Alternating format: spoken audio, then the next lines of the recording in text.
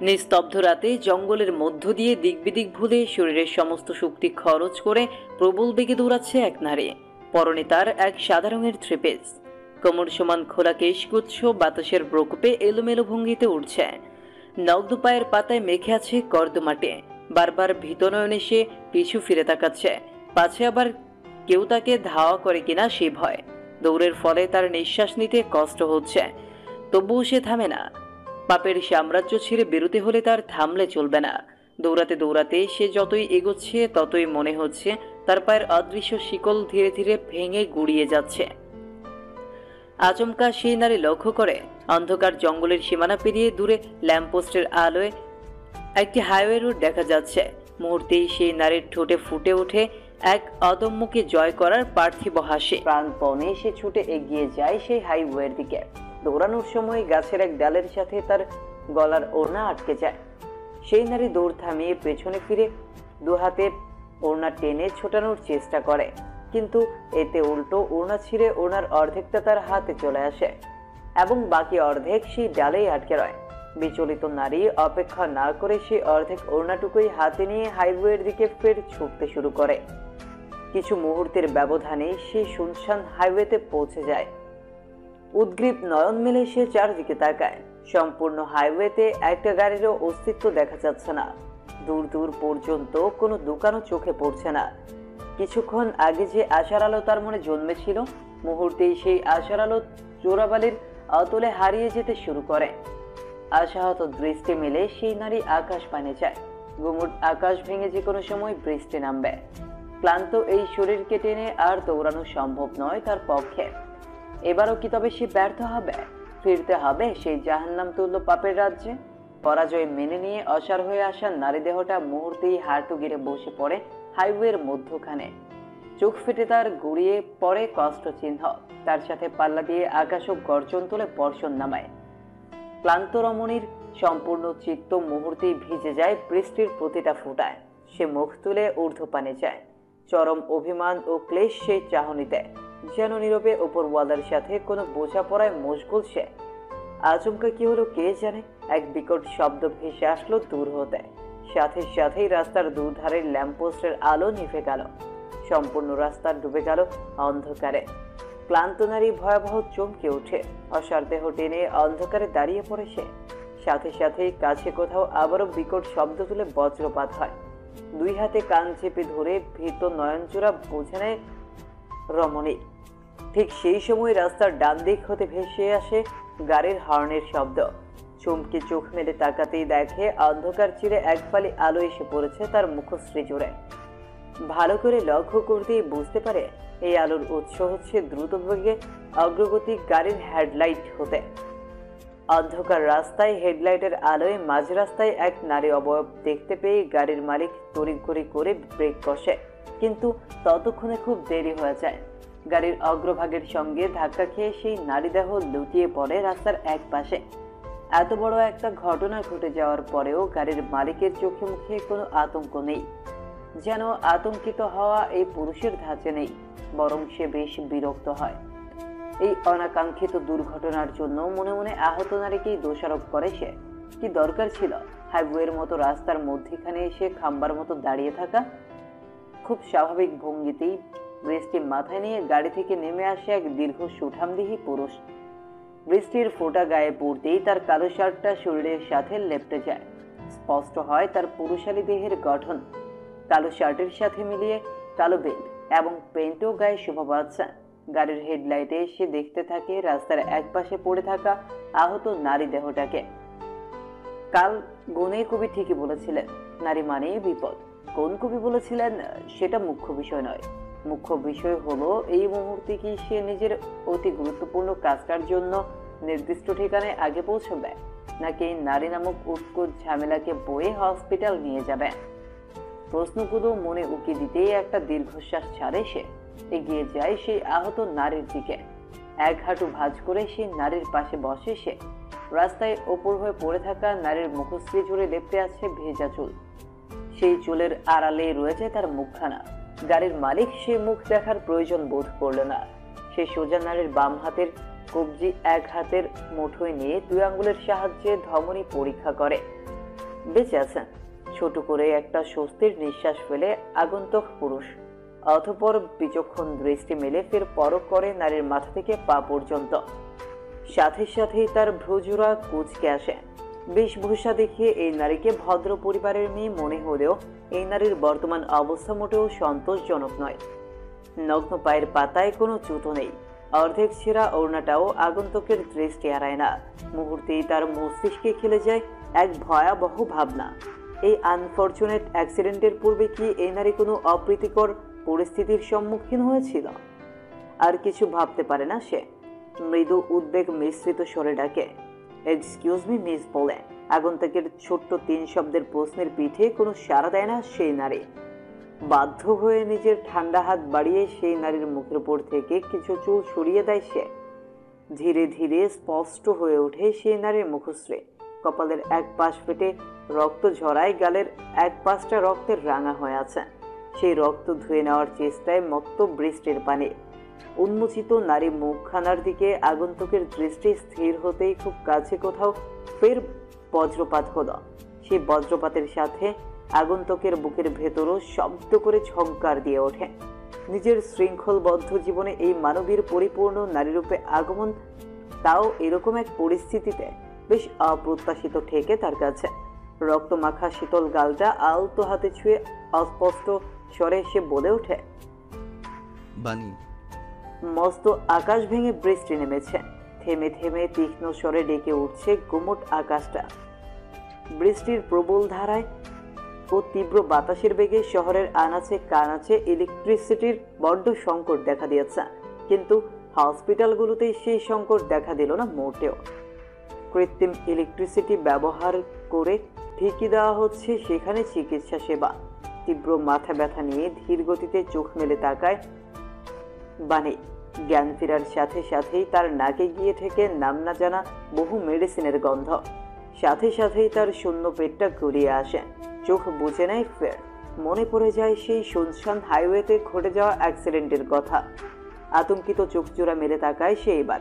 উদ্বিগ্ন দৃষ্টি মেলে চারদিকটা পরখ করে বুঝতে পারে সে এখন কোনো এক হসপিটালের প্রাইভেট কেবিনে শয্যারত অবস্থায় আছে। কেবিনের এক কোণে ঝুলন্ত দেয়াল ঘড়ি থেকে সময়টাও দেখে নেয় সে। রাত 1:24। বানি কোনোভাবেই মনে করতে পারছে না যে সেই হসপিটালে কিভাবে পৌঁছল। সেই গাড়ির মালিক কি তাকে আহত অবস্থায় হসপিটালে নিয়ে এসেছে, নাকি সে ধরা পড়ে গিয়েছে? দ্বিতীয় প্রশ্নটা মনে উকি দিতেই বানির সমস্ত অঙ্গ শিউরে ওঠে।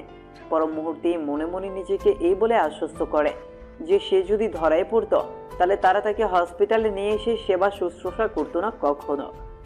আশ্বাস দিয়ে মনকে শান্ত করে বানি আহত দেহ টেনে উঠে বসে। বেডের পাশে ছোট ক্যাবিনেটের উপর থাকা প্লাস্টিকের পানির বোতলটা দেখে গলায় প্রচুর তৃষ্ণা অনুভব করে সে। সতর্ক দৃষ্টি মেলে আশেপাশে একবার তাকিয়ে বোতল হতে সে কিছুটা পানি পান করে নেয়। মনের সূক্ষ্ম ভয়টা মস্তিষ্কের প্রতিটা নিউরনে বিষাদের ন্যায় আঘাত করছে। এখান থেকে পালাতে হবে তার অতি দ্রুত, পৌঁছতে হবে অপেক্ষারত কারো কাছে। শুভ্র ওড়না দিয়ে অর্ধেক মুখ শ্রী আড়াল করে অনেকটা মেকআপের মতো বেঁধে রেখেছে বানি। বসন্ত উন্মুক্ত চোখ জোড়া ভয়ে তটস্থ হয়ে চারিদিকে নজর বোলাতে ব্যস্ত। তার কেবিনের বাইরে একজন পুরুষ অনেকটা পাহারাদারের ন্যায় দাঁড়িয়েছিল। আড়াল হতে এই দৃশ্য দেখার পর হতে বানির ভয় হচ্ছে। কোনো মতে সে ওই লোকের চোখ ফাঁকি দিয়ে কেবিন থেকে বেরিয়ে এসেছে। একবার এই হসপিটাল থেকে বের হতে পারলে সে হাঁপ ছেড়ে বাঁচবে। বাহিরে তখন তুমুল বর্ষণ। কালো শার্ট পরিহিত পুরুষ বলিষ্ঠ হাতে সুকৌশলে গাড়ির স্টিয়ারিং ঘোরাচ্ছে। আচমকা ফোন বেজে উঠতেই তার মনোযোগ বিঘ্নিত হয়। এক পলক ফোনের স্ক্রিনের দিকে তাকায় সে। স্ক্রিনে ভেসে ওঠার নামটা দেখতেই সে কানে ব্লুটুথ দ্বারা চালিত ইয়ারবাড গুঁজে নেয়। কল রিসিভ করে শব্দ পুরুষালী কণ্ঠে বলে, বলো হাসান। ফোনের অপর পাশ হতে বলা শব্দগুচ্ছ শুনে তার নির্লিপ্ততা মুখ আরো শক্তরূপ ধারণ করে। রাগ মিশ্রিত স্বরে কিছু একটা আদেশ দিয়ে কল কেটে দেয়। গাড়ির স্পিড বাড়ায়। মিনিট 5 মধ্যেই পৌঁছে যায় নির্দিষ্ট হসপিটাল। দ্রুত গাড়ি পার্ক করে রেখে বেরিয়ে আসে সে। কল লিস্ট হতে ফের হাসানের নাম্বার ডায়াল করে ফোন হাতে রেখে ব্যস্ত পায়ে মেইন এন্ট্রেন্সের দিকে এগিয়ে যায়। মেইন এন্ট্রেন্স হয়ে বেরিয়ে আসার সময় অসাবধান বশত সুবলিষ্ঠ কঠোর উক্ত একটা দেহের সঙ্গে ধাক্কা লাগতেই বাণী জোর ও বুদ্ধির ন্যায় কুঁকড়ে যায়। কমল সুরে ক্ষমাসূচক শব্দ সরি উচ্চারণ করে সে চোখ তুলে তাকায় আগন্তুক মানুষটার দিকে। মুহূর্তেই তার বুকের কোণে অচিন খাঁচায় কিছু একটা ধক করে ওঠে। খানিকক্ষণ আগে পানি পান করে তৃষ্ণা মেটানো গলায় যেন চৈত্রের খরা নামে। তার মুখোমুখি দাঁড়িয়ে থাকা আগন্তুকের দৃষ্টিও তার উপর নিবন্ধ। বুঝতে পেরেই যেন বাণীর রক্তশূন্য মুখশ্রী বরফের ন্যায় জমে যায়। মস্তিষ্ক জুড়ে আলোড়ন করে ওঠে কেবল একটি নাম, শাহরিয়ার দুর্জয়। 12 বছর, এক যুগ। এতগুলো বছরে দুর্জয় নামক মানুষটার বাহ্যিক গঠনে এসেছে অগাধ লক্ষণীয় পরিবর্তন। কৈশোর দেহ বদলে সে রূপান্তর হয়েছে পরিপূর্ণ পুরুষে। তবে যে একটা জিনিস বদলেনি তা হচ্ছে দুর্জয়ের মুখের গাম্ভীর্যতা। সেই গম্ভীর চোখের পানে আর তাকিয়ে থাকার সাহস হয় না বাণীর। দৃষ্টি নত করে ফেলে সে। মনে মনে ভাবে দুর্জয় কি তাকে চিনে ফেলল? কোনো চান্স নেই। বাণীর মুখ ওড়না দিয়ে ঢাকা। তার বাহ্যিক গড়নেও এসেছে অনেক পরিবর্তন। আর কেবলমাত্র চোখে দেখে চিনে ফেলার মতো কোনো গভীর সম্পর্ক তাদের মধ্যে কোনো কালেই ছিল না। এই সাক্ষাৎ কেবল এক অনাকাঙ্ক্ষিত ইত্তেফাক ছাড়া আর কিছুই নয়। মাথা নত রেখেই বাণী দুর্জয়কে পাশ কাটিয়ে চলে যেতে নেয়। তখনই পেছন হতে বাতাসের শোষ শব্দ ভেদ করে একটি শীতল কণ্ঠ এসে তার কানে প্রতিধ্বনিত হয়। বাণী তালুকদার। বাণীর নগ্ন পা জোড়া থমকে যায়। দু চোখ বন্ধ করে বুক ফুলিয়ে গভীর নিঃশ্বাস নেয় সে। হাহ, বাণী তালুকদার? আসলেই কি সে বাণী তালুকদার? এটাই কি তার পরিচয়? না, কখনোই না। বাণী পিছু ফিরে তাকায় না। মনে জমানো বিষাদ অনুভূতির বাক্স নিয়ে এসে এন্ট্রেন্স গেট পেরিয়ে বেরিয়ে যেতে নিলেই সেই একই কণ্ঠ ফের বলে ওঠে, আমি জানি তুমি বাণী তালুকদার, আর আমি এটাও জানি তুমি আমাকে চিনতে ভুল করনি। দমকা মাতাল হাওয়ার প্রকোপে নাকি দুর্জয়ের কণ্ঠস্বর শুনে বাণীর চিত্ত জুড়ে শিরশিরে অনুভূতি হলো তা অজানা। তার ঝিম ধরা মস্তিষ্ককে আরো একটু এলোমেলো করে দিতেই বোধহয় দুর্জয় এসে তার মুখোমুখি দাঁড়ালো। বাণী চোখ তুলে তাকায় না, দৃষ্টি আবদ্ধ রাখে নিজের পা জোড়ার দিকে। দুর্জয় নিজের নির্লিপ্ততা চোখ জোড়া মেরে অনিমেষ তাকিয়ে রয় বাণী নামক এই পরিপূর্ণ নারীর পানে। এতটা পরিবর্তন আদৌ সম্ভব? কালের পরিক্রমায় একটা মানুষের মধ্যে পরিবর্তন আসতেই পারে, কিন্তু তাই বলে কি তার ভেতরকার সত্তাটাও বদলে যাওয়ার মতো পরিবর্তন কোনো স্বাভাবিক বিষয়? দুর্জয়ের মতে এ কোনো স্বাভাবিক বিষয় না। এই ভীত দৃষ্টি আড়ষ্ট ভঙ্গিমার মালিকানা কবু বাণী হতে পারে না। মনের ভাবনার ঝুলি চেপে গিয়ে দুর্জয় গলায় দাম্ভিকতা বজায় রেখে বলে, আমার মনে বেশ কিছু প্রশ্ন উকি দিচ্ছে। আশা করছি তুমি সেগুলোর উত্তর দিতে কার্পণ্য করবে না। আত্মগরিমার দেয়াল ভেঙে দুর্জয়ের নিজ থেকে সেধে কথা বলা এবং আগ্রহ দেখে বাণী বিস্মিত। সেই বিস্ময় মনে লুকিয়ে রেখেই বাণী দৃষ্টি নত রেখে জবাব দেয়, আমার কাছে আপনার কোনো প্রশ্নের উত্তর নেই, দয়া করে যেতে দিন। দয়া এবং বাণীকে একসাথে মেলাতে হিমশিম খাচ্ছে দুর্জয়। তবুও সে বলে ওঠে, আমি তোমাকে হসপিটালে নিয়ে এসেছি। আমার প্রশ্নের উত্তর না দিয়ে তুমি যেতে পারো না। বাণীর হাঁসফাঁস লাগছে। তার দ্রুত অপেক্ষমান কারো কাছে পৌঁছতে হবে। এদিকে দুর্জয় তাকে এইভাবে জেরা করছে। বাণী তারা দেখিয়ে বলে, দেখুন, আমার তাড়া আছে। আমাকে হসপিটাল নিয়ে আসার জন্য আমি আপনার প্রতি কৃতজ্ঞ, কিন্তু এখন আমার যেতে হবে। কোথায় যেতে হবে বলো, আমি পৌঁছে দিচ্ছি। আমার প্রশ্নের উত্তর তুমি গন্তব্য পথে দিতে পারবে। বাণী এক পলক চোখ তুলে তাকিয়ে ফের দৃষ্টি নামিয়ে নেয়। মনের ভেতর কাজ করছে সংশয়। দুর্জয়ের প্রস্তাব একেবারে ফেরানোর মতো নয়। বাণীর সাথে কোনো ক্যাশ নেই। এই মধ্যরাতে অন্য কারো থেকে হেল্প নেও কতটা সেফ তারও নিশ্চয়তা নেই। এরকম পরিস্থিতিতে দুর্জয়ের সাহায্য গ্রহণ করা ছাড়া আর কোনো পথ খোলা দেখছে না সে। তাই এক প্রকার বাধ্য হয়ে সে বলে ওঠে, পাহাড়তলি পৌঁছাতে হবে আমার। জঙ্গলের মধ্য দিয়ে টর্চ লাইট এবং রিভলভার হাতে নিয়ে দৌড়াচ্ছে রেইনকোট পরিহিত একদল পুরুষ। হন্যে হয়ে খুঁজে চলেছে কাউকে। সেই দলের লিডার হিরণ হিংস্র স্বরে ডেকে চলেছে কেবল একটি নাম। তার হিংস্র স্বরের সাথে তাল মিলিয়ে ঘেউ ঘেউ করে ডাকছে গলায় শিকল পরা দুটো কালো পোষা কুকুর। পুরো জঙ্গল খুঁজেও যখন কাঙ্ক্ষিত মানুষকে পাওয়া গেল না, তখন হিরণ পা জোড়া থামিয়ে বড় বড় নিঃশ্বাস ফেলতে থাকে। প্রতিটা নিঃশ্বাসের সাথে বেরিয়ে আসছে তার তীব্র মাত্রার ক্ষোভ। দলের বাকি সকলেই এই দৃশ্য দেখে তখন ভয়ে কুপকাত। সকলের মনেই উকি দিচ্ছে প্রাণ সংকট ভেতে। নিজেকে কিছুটা শান্ত স্বাভাবিক করে বেশ স্বাভাবিক গলায় হিরণ দুটি ছেলের নাম উচ্চারণ করে। মুহূর্তে ছেলে দুটো এক বুক ভয় নিয়ে হিরণের সামনে এসে দাঁড়ায়। মাথা নত রেখে তাদের একজন বলে ওঠে, সরি স্যার, চোখ ফাঁকি দিয়ে কিভাবে যে পালিয়ে গেল বুঝতেই পারলাম না। হিরণ শব্দ করে হেসে ওঠে। কোনো সাধারণ হাসি না, গা কাঁপানো পৈশাচিক হাসি। সেই অশরীরী হাসির শব্দ এবং মেঘে মেঘে স্ফুলিঙ্গের শব্দ মিলনে কুকুর দুটো ভয়ে শান্ত হয়ে যায়। যেন এই হাসির মানে তারা জানে। হুট করেই হাসির শব্দ থেমে যায়। কিছু বুঝে ওঠার আগেই সেই ছেলে দুটোর দেহ মাটিতে লুটিয়ে পড়ে। রিভলভারে সেট করা সাইলেন্সারের কারণে কোনো কাক পক্ষীও শুনতে পেল না বুলেট ছোড়ার তীক্ষ্ণ শব্দ। হাতের রিভলভারটা নামিয়ে হিরণ হিংস্র দৃষ্টি মেলে বাকিদের দিকে তাকায়। এরপর বেশ ভয়ঙ্কর সুরে বলে ওঠে, আকাশ পাতাল এক করে খোঁজ সবাই। অক্ষুণ্ণ অবস্থায় ওদের ফিরিয়ে আনতে না পারলে লাশের বন্যা বইবে। কাউকে জীবিত ছাড়বো না আমি। গাড়ির খোলা জানলা দিয়ে বয়ে আসা শীতল বাতাসটা কেমন যেন ভিজে ভিজে শরীরে লাগতেই পশম দাঁড়িয়ে যাচ্ছে। বৃষ্টি থেমেছে কিছুক্ষণ হলো, তবে আবহাওয়ার অবস্থা এখনো করুণ। রাস্তার দুধারের গাছের সারি পেরিয়ে গাড়ি এগিয়ে যাচ্ছে শুনশান রাস্তা ধরে।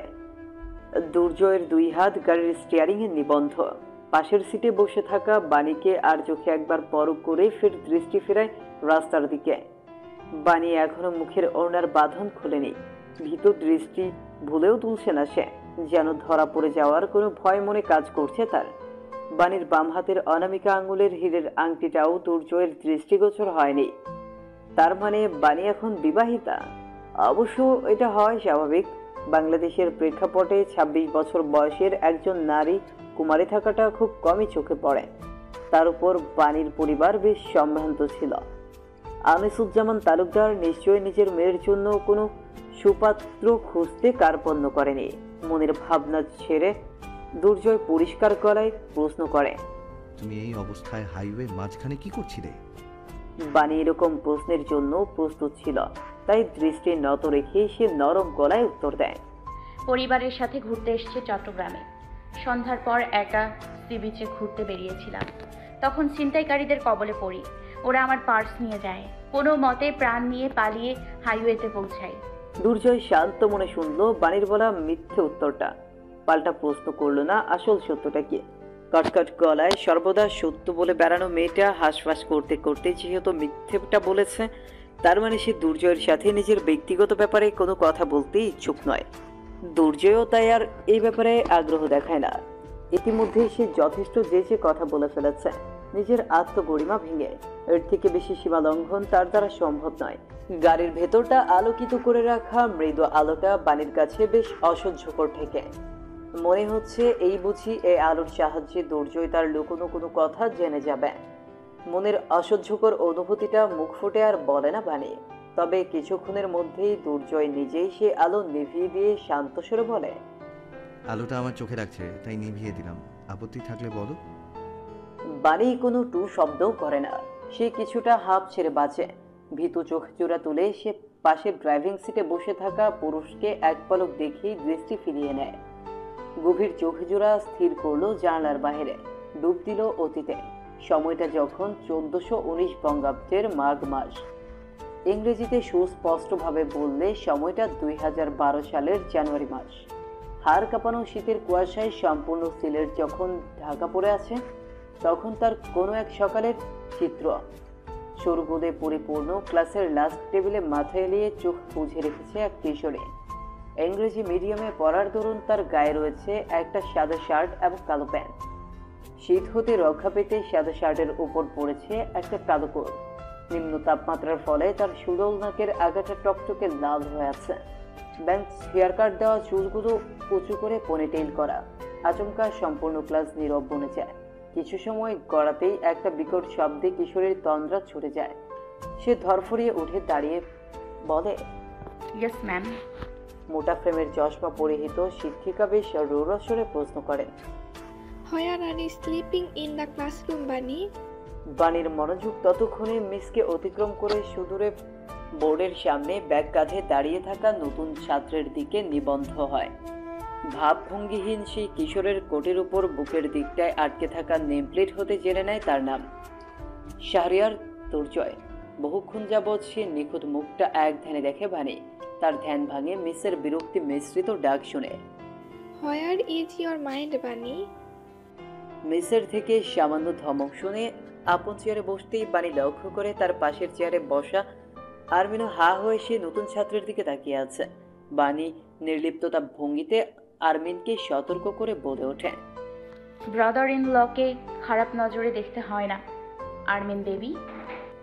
আরমিন সরু চোখে বাণীর দিকে তাকিয়ে প্রশ্ন করে, who is my brother in law? That boy Durjoy. ভবিষ্যতে গিয়ে এই ছেলেটা তোর বেস্ট ফ্রেন্ডের হাজবেন্ড হবে। I am manifesting a future with him. অতীতের স্মৃতিচারণ হতে বেরিয়ে আসে বাণী। তার দুচোখ ভরা ছলছলে অশ্রুর দল। সামান্য প্রশ্রয় পেলেই যেন তারা চোখের কঠোর ঠেলে বেরিয়ে আসবে। কিশোরী বাণী কি জানতো তার ছোটখাটো সেই তথাকথিত ক্রাশ অ্যাট ফার্স্ট সাইট নামক অনুভূতিটাকে এক তীব্র মহামারীতে রূপ নেবে? কিশোরী বাণী কি কবু জানতো তার ভবিষ্যতে কি অপেক্ষা করছেন? জানতো না। জানলে সে পালিয়ে যেত বহু দূরে, সব ছেড়ে দূরে কোথাও পালিয়ে যেত, মুছে দিত নিজের অস্তিত্ব। দুর্জয়ের শান্ত স্বরে বাণীর সম্ভিত ফিরে। পৌঁছে গিয়েছি। বাণী এক পলক দুর্জয়কে দেখে ব্যস্ত হাতে নিজের সিট বেল্ট খুলে গাড়ি থেকে নেমে আসে। দ্রুত পায়ে এগিয়ে যায় রাস্তার পাশে ইটের তৈরি একতলা বাড়িটার সামনে। কলিং বেল বাজিয়ে অপেক্ষা করে দরজা খোলার। পুরোটা সময় এক মুহূর্তের জন্য সে পেছনে ফিরে তাকায় না। দূর হতে অস্থির ভঙ্গিতে তার প্রান্তে অপেক্ষারত বাণীকে দেখতে থাকে দুর্জয়। ঠিক সেই মুহূর্তে তার ফোনটা শব্দ তুলে বেজে ওঠে। ফোনটা রিসিভ করতেই অপর পাশ থেকে গম্ভীর স্বরে আসে কঠোর অর্ডার। অর্ডার মানতে বাধ্য দুর্জয় গম্ভীর স্বরে উত্তর দেয়, এখনই আসছি। ব্যাস, ফোনটা রেখে শেষবারের মতো বাণীকে দেখে নিয়ে দুর্জয় গাড়ি স্টার্ট দেয়। শ্বাস শব্দ তুলে প্রস্থান করে সেখান থেকে। হয়তো আর এক মুহূর্ত অপেক্ষা করলেই সে দেখতে পেত দরজা খুলে ভেতর থেকে বেরিয়ে আসা ছোট্ট এক মানবীকে, যাকে দুহাতে বুকে জড়িয়ে নিয়েছে বাণী। লম্বা করিডোর পেরিয়ে সামনে এগিয়ে যাচ্ছে দীর্ঘদেহী নির্দিষ্ট ইউনিফর্ম পরিহিত এক পুরুষ। চলার পথে যাদের মুখোমুখি হচ্ছে সকলেই আপন অবস্থানে দাঁড়িয়ে পড়ছে, সাথে সাথে এক হাত তুলে কপালে চেপে জানাচ্ছে স্যালুট। কিন্তু সেই পুরুষ সেদিকে তোয়াজ্ঞা না করে আপাতত দ্রুত পায়ে এগিয়ে যাচ্ছে নির্দিষ্ট এক রুমের দিকে। একটা বিশাল আকারের দরজার সামনে এসে দাঁড়াতেই সে প্রাণ ধরে নিঃশ্বাস নেয় খানিকটা। সেই সিংহদ্বারের এক পাশে দেয়ালের সাথে অ্যাটাচ রয়েছে আধুনিক কালো রঙের একটি ডিভাইস, যাকে ইংরেজিতে বলা হয় ফিঙ্গারপ্রিন্ট সেন্সর। নিজের বৃদ্ধাঙ্গুলটা সেই সেন্সর ডিভাইসে চেপে ধরতেই এক ধরনের সবুজ সিগন্যাল লাইট জ্বলে ওঠে। বিশাল আকারের সেই অটোমেটিক দরজা আপন গতিতে ধীরে ধীরে সরে যায়। খুলে যায় প্রবেশ পথ, যার অর্থ হলো you have the access to enter this room now. এই রুমে প্রবেশের জন্য দুটি জিনিস খুব গুরুত্বপূর্ণ। প্রথমত ফিঙ্গারপ্রিন্ট এবং দ্বিতীয়ত ইউনিফর্ম। যেহেতু এই দুটো জিনিসই তার কাছে রয়েছে, তাই সে আর অপেক্ষা না করে প্রবেশ করে ভেতরে। সুবিস্তীর্ণ রুমের মধ্যখানে সাদা রঙের আয়তাকার আকৃতির বিশাল এক টেবিলের দুপাশে বসে রয়েছে চারজন গুরুত্বপূর্ণ সদস্য। তাদের গায়েও রয়েছে নির্দিষ্ট ইউনিফর্ম। টেবিলের এক মাথায় দুহাতে ভর দিয়ে সামান্য ঝুঁকে দাঁড়িয়ে খুব গুরুত্বপূর্ণ আলোচনায় ব্যস্ত 40 অর্ধ এক বলিষ্ঠ পুরুষ। কঠোর শৃঙ্খলার ভেতর আবদ্ধ জীবনের প্রভাবে মুখশ্রী জুড়ে মধ্যবয়স্কের ছাপ স্পষ্ট বোঝা যাচ্ছে না। নাম তার জুলফিকার মোস্তফা। জুলফিকারের গুরুত্বপূর্ণ কথার মাঝখানে মিটিং রুমে প্রবেশ করে সপ্তবিংশতি এক পুরুষ।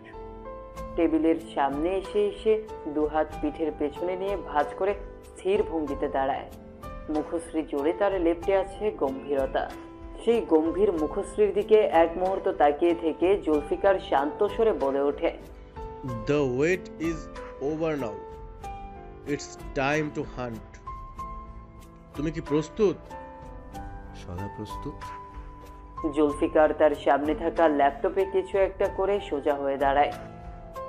সাথে সাথেই তার পেছনে থাকা বিশাল প্রজেক্টের স্ক্রিনে ভেসে ওঠে 7 জন যুবকের ছবি। প্রত্যেকের ছবির নিচেই ইংরেজিতে গোটা অক্ষরে লেখা রয়েছে তাদের সম্পর্কিত প্রয়োজনীয় তথ্য। জুলফিকার বেশ স্বাভাবিক ভঙ্গিতে বলে ওঠে, এই অপারেশন কতটা গুরুত্বপূর্ণ সেই বিষয়টা মাথায় রেখে হেডকোয়ার্টার থেকে তোমাকে এই দায়িত্ব দেওয়া হয়েছে। সাথে থাকবে প্লাটুনের সব থেকে দক্ষ 7 জন লেফটেন্যান্ট। আশা করছি you will not let us down major Shahriar দুর্জয়।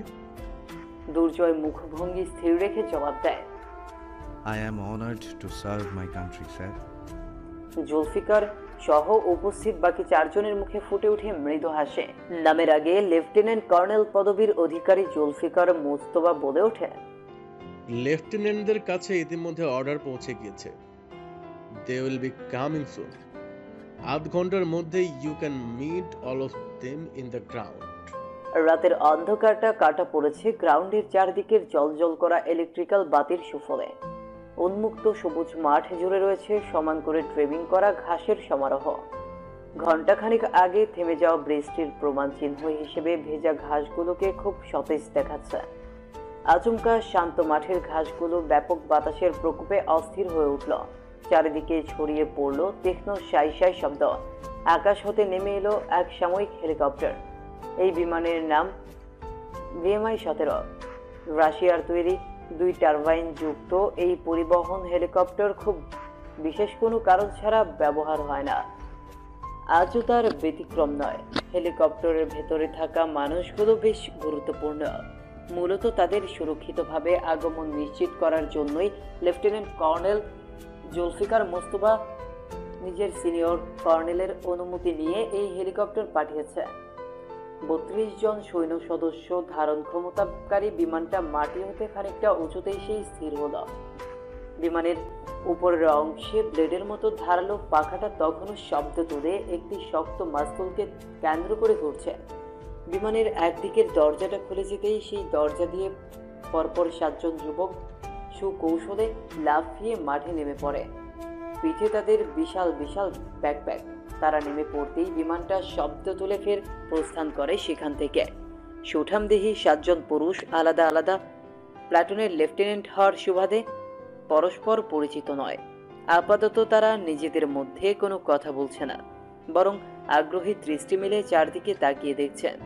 গ্রাউন্ডের সীমানা প্রান্তে বেশ কিছু বন্দুকধারী নিরাপত্তা কর্মীকে দেখা যাচ্ছে। এছাড়া আর একটাও কাকপক্ষী নেই চারদিকে। 7 জনের মধ্যে কিছুটা চঞ্চল দৃষ্টির যুবক হতাশ সুরে শোধায়, একই দিন এলো আমাদের সামরিক বাহিনীর। আমার মতো শত্রুদের জমকে অভ্যর্থনা জানাতে কেউ এলো না? বাকি 6 জন সরু চোখে সেই যুবকের দিকে তাকাতেই তাদের পেছন হতে ভেসে আসে বুট শু পরিহিত কারো হেঁটে আসার আওয়াজ। মুহূর্তেই 7 জন সম্পূর্ণ পেছনে ঘুরে তাকায়। অন্ধকার ছাপিয়ে এগিয়ে আসা দীর্ঘদেহী ইউনিফর্ম পরিহিত পুরুষের দিকে তাদের দৃষ্টি স্থির হয়। দুর্জয় স্বাভাবিক ভঙ্গিতে এগিয়ে এসে সোজা হয়ে তাদের মুখোমুখি দাঁড়ায়। কোনো ভনিতা না করে বেশ শান্ত গলায় বলে ওঠে, আমি মেজর শাহরিয়ার দুর্জয়। আপনারা যেই অপারেশনের জন্য এই মুহূর্তে এখানে উপস্থিত আছেন সেই অপারেশন আমার আন্ডারেই লিড হবে। মুহূর্তেই 7 জন যুবক এক হাত তুলে সেলুট করে স্কাউটের ভাষায় আরামে দাঁড়ায়। দুর্জয় তীক্ষ্ণ দৃষ্টি মিলে একবার 7 জনের মুখশ্রী দেখে নেয়। আধ ঘন্টা আগে স্ক্রিনে দেখে আসা এই 7 জনের নাম সে ভোলেনি, তবুও সে বলে, সকলে এক এক করে নিজেদের নাম বলুন এবং আপনি কেন নিজেকে এই অপারেশনের জন্য উপযুক্ত বলে মনে করেন তার একটা কারণ বলুন। সর্বর ডানে দাঁড়িয়ে থাকা চঞ্চল দৃষ্টির যুবক সর্বপ্রথম মুখ খোলে। লেফটেন্যান্ট তামজিদ সাইফ। আমি নিজেকে অপারেশনের জন্য উপযুক্ত মনে করি, কারণ আমি কখনো ময়দান ছেড়ে পালাই না, বরং শত্রুকে সেই ময়দানে দাফন করাই আমার একমাত্র লক্ষ্য। সাইফের পাশে দাঁড়িয়ে থাকা শ্যাম যুবক কাঠ কাঠ স্বরে বলে ওঠে, লেফটেন্যান্ট আরাফাত প্রত্যয়। আমার জীবনের একটাই লক্ষ্য, যুদ্ধের ময়দানে শহীদের মর্যাদা লাভ করা। তাই এত গুরুত্বপূর্ণ এক অপারেশনের জন্য আমি নিজেকে যোগ্য মনে করি। দুর্জয় সরু দৃষ্টি মেলে প্রত্যয় নামক যুবককে আগাগোড়া পরখ করে। যুদ্ধের ময়দানে শহীদ হওয়া প্রত্যেক সেনার বুকে লালিত এক স্বপ্ন। দেশের জন্য জীবন দিতে যে সেনা দ্বিধাবোধ করে সে কখনো একজন সৈন্য হওয়ার মর্যাদা পাওয়ার যোগ্যতা রাখে না। কিন্তু প্রত্যয় নামক এই যুবকের বুকে শুধু শহীদ হওয়াটাই যেন একমাত্র সুপ্ত ইচ্ছে নয়, বরং দুর্জয়ের মনে হচ্ছে সে শহীদ হওয়ার উছিলায় গভীরভাবে মৃত্যুকে আলিঙ্গন করতে ইচ্ছুক। প্রত্যয়ের পাশে দাঁড়িয়ে থাকা যুবকের কথা শুনে দুর্জয় ভাবনা ছেড়ে বের হয়। এই মুহূর্তে বেশ চিকন এবং লম্বা করে এক যুবক আপন পরিচয় দিচ্ছে। লেফটেন্যান্ট সাদাত সরকার। পর্যায়ক্রমে এক এক করে বাকি চারজনও নিজেদের নাম এবং উপযুক্ত মনে হওয়ার কারণ জানায়। অবশিষ্ট চারজনের নাম হলো ইমতিয়াজ, রাফি, রিদওয়ান এরশাদ, ফারদিন ইসলাম এবং জুনাইদ রফ। প্রাথমিক পরিচয় পর্বটুকু শেষ হতেই দুর্জয় সাতজনকে উদ্দেশ্য করে বলে, আগামীকাল সকাল 7টায় তোমাদের সাথে দেখা হবে। Good night. দুই বাক্যের কথাটুকু শেষ করেই দুর্জয় বিলম্ব না করে সেখান থেকে প্রস্থান করে। পেছনে রয়ে যায় সেই 7 যুবক। সাইফ হতাশ গলায় বলে, এই কার আন্ডারে আমার অভিযান করতে হবে? মেজরের মুখ দেখেই তো আমার মনের সুপ্ত রসিকতারা নিজের স্বকীয়তা হারিয়ে ফেলল। তার উপর আবার এখন বাজছে প্রায় রাত 3:30। ঘুমাতে ঘুমাতে 4টা বাজবে। মাত্র 2 ঘন্টা ঘুম নসিব হলো আমার ভাগ্যে। এরকম চলতে থাকলে তো অভিযান শেষে আমি 2 চোখের নিচে বিশাল ডার্ক সার্কেল গিফট পাবো। রাফি শান্ত পায়ে এগিয়ে যেতে যেতে ঘুম জড়ানো স্বরে বলে ওঠে, আল্লাহর কাছে শুকরিয়া আদায় করো যে অন্তত 2 ঘন্টার জন্য হলেও কপালে ঘুম নসিব হয়েছে। এখানে দাঁড়িয়ে আফসোস করতে থাকলে সেটাও হারাবে। রাফিকে অনুসরণ করে জুনায়েদ তার পিছু পিছু যেতে যেতে বলে ওঠে, তাছাড়া আমার মেজরকে বেশ পছন্দ হয়েছে। চেহারার মধ্যে ব্যক্তিত্বের ছাপ স্পষ্ট। রাফি আর জুনায়েদের পিছু পিছু বাকিরাও এগিয়ে গেলে সাইফ ফের হতাশ গলায় শুধায়, এই 6 জন দেখি আস্তে উজবুক। সমস্যা নেই, আমার মতো রং পুরুষের সাথে থাকতে থাকতে এদের ব্ল্যাক অ্যান্ড হোয়াইট লাইফও রঙে পরিপূর্ণ হয়ে যাবে। সব শেষে সাইফ একটা দীর্ঘশ্বাস ফেলে এগিয়ে যায় বাকিদের পিছু পিছু। আগামীকাল তাদের জন্য অপেক্ষা করছে এক নতুন কাঠের তৈরি সরু বিছানার মধ্যখানে হেলান দিয়ে বসে আছে বানি। আনমনে রূপে আছে সে আপন ভাবনার জগতে। এত বছর পর আচানক দুর্জয়ের সাথে দেখা হওয়াটা যেন তার মস্তিষ্কের সকল সাজানো পরিকল্পনা এলোমেলো করে দিয়েছে। বানি মনে মনে নিজেকে শোধায়, এলোমেলো হলে চলবে না। এত দূর এসে ধরা পড়তে চাই না আমি। দুর্জয়ের সাথে আমার সাক্ষাৎ কেবলমাত্র একটা অ্যাক্সিডেন্ট ছিল। সেই কাকতালীয় অ্যাক্সিডেন্টে বিভোর হয়ে ধরা পড়লে সব শেষ হয়ে যাবে। এটাই শেষ সুযোগ আমার। বানির ভাবনার মাঝেই একটা ছোট্ট কোমল হাত তার গাল ছুঁয়ে দেয় আলতো করে। বানির ধ্যান ভাঙে। সে চোখ নামিয়ে নিচের দিকে তাকায়। তার বুকের সাথে লেপকে মাথাটা সামান্য উঁচু করে তার দিকে তাকিয়ে আছে ল্যাভেন্ডার রঙের ফ্রক পরিহিত এক শিশু। সেই ছোট্ট মানবী কোমল সুরে প্রশ্ন করে ওঠে, তুমি কিভাবে ব্যথা পেয়েছো মাম্মা? ছোট্ট মুখটার পানে তাকাতেই বানির মুখে মৃদু হাসি ফোটে। সে নরম গলায় বলে, মাম্মা, তোমাকে বলেছিলাম না যে আমরা হাইড অ্যান্ড সিক খেলছি? ছোট্ট মানবী উপর নিচে সামান্য মাথা নেড়ে হ্যাঁ বলে। বানি তার কপালে একটা চুমু খেয়ে বলে, গেম খেলতে নিয়েই মাম্মা পড়ে গিয়ে সামান্য ব্যথা পেয়েছি। তুমি চিন্তা করো না মা, সেরে যাবে।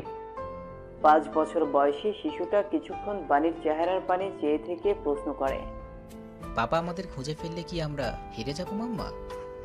পাপ্পা শব্দটা শুনতেই বানির মুখ মলিন হয়ে যায়। সে কথা প্রসঙ্গ ঘুরিয়ে মৃদু স্বরে বলে ওঠে, বন্ধি মা আমার, মামা তোমাকে 3টা পয়েন্ট মেমোরাইজ করেছি। তোমার মনে আছে সেগুলো? ইয়েস মাম্মা। বলো তো সেগুলো কি কি? বনি এবার মায়ের বুক থেকে মাথা তুলে সোজা হয়ে বসে। বিচক্ষণ শিশুর ন্যায় নিজের হাতের আঙ্গুল দ্বারা গণনা করতে করতে জবাব দেয়, পয়েন্ট 1, মাম্মা ছাড়া আর কাউকে ট্রাস্ট করব না। পয়েন্ট 2, কেউ কোনো কোয়েশ্চেন করলে কোনো উত্তর দিব না। পয়েন্ট 3, আমি গুড গার্ড হয়ে মাম্মার সব কথা শুনব। মেয়ের কথা শেষ হতেই বানি হেসে মেয়েকে জড়িয়ে ধরে বলে, এখন ঘুমিয়ে পড়ো মা। বনি মায়ের মাধ্যমে সে এক মুহূর্ত অপেক্ষা না করে চোখ বুঝে নেয়। বানি মেয়ের কাজ সমান রেশমের ন্যায় চুলে হাত বুলিয়ে দিতেই বনি গভীর ঘুমে তলিয়ে যায়। ঘুম নামে না কেবল বানির চোখে, তার মাথায় কিলবিল করছে অসংখ্য চিন্তা। আজকের রাতটা এখানে তার মাথা গোজার ঠাঁই হয়েছে, কিন্তু আগামীকালের মধ্যে তার বনিকে নিয়ে চট্টগ্রাম ছেড়ে বের হতে হবে যে কোনো মূল্যে। এই জাহান্নাম ছেড়ে যত দূরে যাওয়া যায় সে পালিয়ে যাবে। রাতের আধার চিরে ধীরে ধীরে ভোরের আলো ফুটতে শুরু হয়েছে। মৃদু হাওয়া বয়ে আসছে খোলা জানালা দিয়ে। সেই হাওয়ায় রুমের বেবি প্রিন্ট রঙের পাতলা ফিনফিনে পর্দাটা উড়ে স্থানচ্যুত হয়। সাদা আর গোলাপি মিশিয়ে রং করা রুমটার প্রতিটা কোণা বিভিন্ন সফট টয়েস দিয়ে পরিপূর্ণ। যে কেউ এই রুমে প্রবেশ করে প্রথম দর্শনেই নিশ্চিত হতে পারবে যে এটা একটা বাচ্চার রুম। সেই রুমের মধ্যখানে বিছানার এক কোণে দু হাতের উপর থুতনি ঠেকিয়ে বসে রয়েছে এক পুরুষ। অতি রক্তিম চোখে জোড়া নিবন্ধ বেডসাইড ক্যাবিনেটের উপর রাখা একটা ফটো ফ্রেমের দিকে পরিপূর্ণ এক নারী হাস্যোজ্জ্বল মুখে একটা বাচ্চা মেয়েকে কোলে নিয়ে তার পানে চেয়ে রয়েছে। বাচ্চাটা এক হাতে একটা খেলনা নিয়ে সেটা নিয়ে খেলতে ব্যস্ত। আনমনে নিজেদের ভুবনে ডুবে থাকা দুই মানবীর এই ছবিটা তোলা হয়েছিল তাদের খুব অজান্তেই। আচানক দরজায় কড়া নাড়ার শব্দ হয়। ক্রোধিত পুরুষ নিজের রক্তিম দৃষ্টি সেই ফটো ফ্রেমের দিকে স্থির রেখে ভেতরে প্রবেশের অনুমতি দিতেই একজন যুবক বেশ ধীরে দরজার নব ঘুরিয়ে ভেতরে প্রবেশ করে। চোখ দুটো বন্ধ করে গভীরভাবে নিঃশ্বাস ছেড়ে রুমে প্রবেশ করা যুবকের দিকে তাকাতেই সেই পুরুষের চোখ জোড়া বড় হয়ে গেল। ব্যস্ত পায়ে উঠে সে এগিয়ে যায় সেই যুবকের দিকে। চিলের ন্যায় ছবল মেরে ছিনিয়ে নেয় তার হাতে থাকা শুভ্র অর্ণার অর্ধেক অংশ। যুবকটা মাথা নত রেখে বলে, জঙ্গলের অপর প্রান্তের শেষ মাথার হাইওয়ে যাওয়ার পথে একটা গাছের কাছে এটা পাওয়া গিয়েছে। আর প্রথিত পুরুষ অধৈর্য গলায় প্রশ্ন করে। আর যুবকটা কিছু বলতে ভয় পাচ্ছে। সে বেশ কাজুমাজু করছে কথা বলতে। অধৈর্য সেই পুরুষ রাগে এবার একটা ধমক দিয়ে উঠতে সেই যুবক নিজের অপর হাতে থাকা ছোট সাদা মুখটার দোলটা এগিয়ে দিয়ে ভীতু গলায় বলে ওঠে, আমরা খুঁজতে হাইওয়েতে যাই। সেখানে হাইওয়ের একপাশে আমরা এই কানের দুলটা খুঁজে পাই। আনফর্চুনেটলি সেইখানে রাস্তার খানিকটা রক্তও পড়েছিল। হতে পারে এটা ওনারই রক্ত। ক্রোধ এবং ভয় মিশ্রিত অনুভূতির ঝড়ে মনটা বেশ বিষিয়ে ওঠে অধৈর্য পুরুষের। সে আর কিছু বলতে পারে না। নীরবে ধীর পায়ে এগিয়ে গিয়ে দাঁড়ায় সে জানলার কাছে। অতঃপর বেশ শান্ত গলায় বলে ওঠে, আমার জান নিয়ে পালানোর অপরাধে মন চাইছে এই মুহূর্তে তোমাকে জানে মেরে ফেলি বানি। কৃত্রিম আলোয় রাতের আধার কিছুটা খোঁজেছে বইকে। নীরব ফ্রন্টিয়ার্ডের শান্ত পরিবেশে মনতা ভঙ্গ হয় আচমকা এক রমণীর চিৎকারে। এড সিমেন্টের তৈরি ওয়াকওয়ের পথ ধরে টেনে হিসড়ে তাকে সামনের দিকে নিয়ে যাচ্ছে এক পুরুষ। ক্ষিপ্ত তার দৃষ্টে। রমণী সেই দৃষ্টির তোয়াক্কা করল না। সে প্রাণপণ চেষ্টা করে যাচ্ছে নিজেকে ছোটানোর, কিন্তু দানবীয় হাতের বাঁধন ছেড়ে সে ছুটে পালাতে পারছে না। অশ্রুসিক্ত দৃষ্টিতে স্পষ্ট মুক্তির আকুতি। ফ্রন্টিয়ারের চারদিকে দাঁড়িয়ে রয়েছে অসংখ্য নিরাপত্তা কর্মী। সকলেই জড়বস্তুর ন্যায় নীরব ভঙ্গিতে দাঁড়িয়ে দেখছে সেই দৃশ্য। কারো অন্তর পর্যন্ত পৌঁছচ্ছে না সেই আকুতি। রমণী আর একটু জোর দিয়ে নিজেকে ছাড়ানোর চেষ্টা করতেই তার পরিহিত খেয়ারঙের টপসটা কোমর থেকে কিছুটা ওপরের দিকে সরে যায়। উন্মুক্ত হয় তার উদর। তাকে টেনে নিয়ে যাওয়া সেই ক্ষিপ্ত পুরুষ সেই দৃশ্য দেখতেই তার রাগের পরিধি আরো কয়েক গুণ বেড়ে যায়। সে সাথে সাথে অগ্নিদৃষ্টি মেলে চারদিকের গার্ডসদের দিকে একবার তাকায়। সবাই ইতিমধ্যে তার ভয়ে নিজের দৃষ্টি নত করে ফেলেছে। ক্ষিপ্ত পুরুষ এবার নিজের পায়ের ব্যাগ বাড়ায়। আর্তনাদরত রমণীকে টেনে মুহূর্তের মধ্যেই উপস্থিত হয় ব্যাকইয়ার্ডে। সবুজ ঘাসে আবৃত ব্যাকইয়ার্ডের এক পাশে থাকা বিশাল হিজল গাছটার থোকায় থোকায় ঝুলে রয়েছে লাল রঙের হিজল ফুল। সেই হিজল গাছটার সাথে শক্ত দড়ি দিয়ে বেঁধে রাখা হয়েছে কয়েক যুবককে। সাদা শার্টটা তার সম্পূর্ণ রক্তে মাখামাখি হয়ে আছে। ক্লান্ত মাথাটা একপাশে হেলে নত করে রেখেছে। দূর হতে সেই যুবককে দেখতে পেয়ে রমণীর আর্তনাদ থেমে যায়। চোখে ফুটে ওঠে চরম অসহায়ত্ব।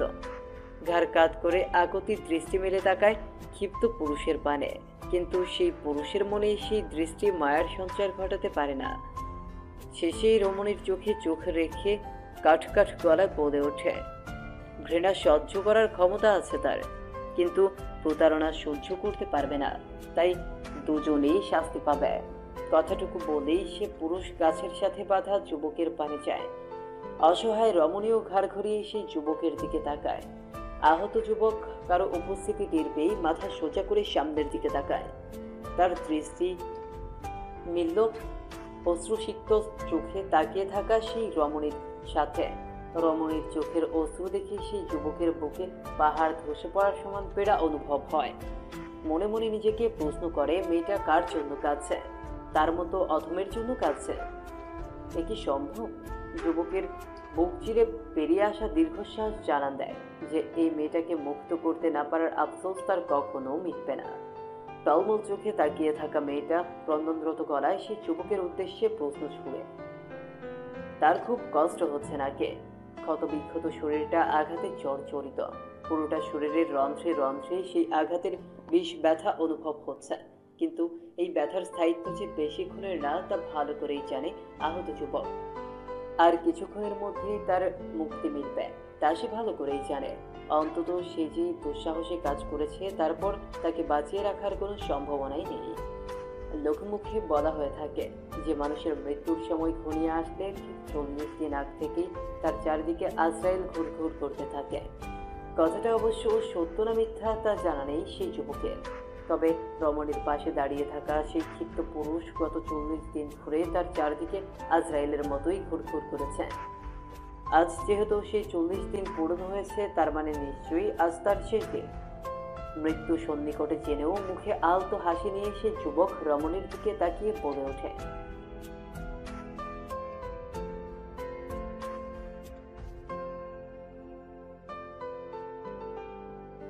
কথাটুকু শেষ হতে না হতেই একটা বিকট শব্দ শোনা গেল। চোখের সামনে আহত দেহটা ঝাঁকি তুলতে তুলতে নিথর হয়ে শান্ত বনে গেল। কিন্তু শান্ত থাকতে পারল না রমণী। সে কখন বিদারী আর্তনাদ করে উঠল। একবার দুবার না, বেশ কয়েকবার চিৎকার করে সে সামনে এগিয়ে যেতে চাইল, কিন্তু সেই দানবীয় হাত জোড়া থেকে মুক্তি পেল না সে। রমণী কান্না করতে করতে ছুটে সেই লাশ নামক রক্তাক্ত দেহের দিকে এগিয়ে যাওয়ার আপ্রাণ চেষ্টা করতে লাগল। তার প্রমাণ হিসেবে সেই যুবকের খুনের হাতে অসংখ্য খামচির দাগ স্পষ্ট দেখা গেল। তবুও সেই ক্ষিপ্ত পুরুষ নিজের জায়গায় অটল রইল। রমণী চিৎকার করে কাঁদতে থাকল যতক্ষণ না তার সম্পূর্ণ দেহ অসাড় হয়ে আসে ততক্ষণ। আধার কোহেলির বুকে হেলে পড়ল সে নিস্তেজ দেহ। শীতল প্রকৃতির মধ্যেও তীর তীর করে ঘামতে থাকা দেহটা প্রচন্ড রকমের ভীতি নিয়ে ঘুম থেকে জেগে উঠল। বাণী অনুভব করলো তার দুচোখ ভেজা। অতীতের এই বিষাক্ত খণ্ডাংশ আজও তাকে স্বপ্নরূপে তাড়া করে যাচ্ছে। ভীত বাণী নিজের দুচোখ মুছে নিয়ে পাশ ফিরে তাকায়। বিছানার এক কোণে ওপর হয়ে শুয়ে থাকা বণিকে দেখতেই তার বুক ছিঁড়ে দীর্ঘশ্বাস বেরিয়ে আসে। হঠাৎই তার টনক নড়ে ওঠে। ব্যস্ত চোখে সে রুমের এক কোণে থাকা দেয়াল ঘড়ির দিকে তাকাতেই দেখতে পেল ঘড়িতে সময় সকাল 10টা পেরিয়ে প্রায় 11টা ছুঁই ছুঁই।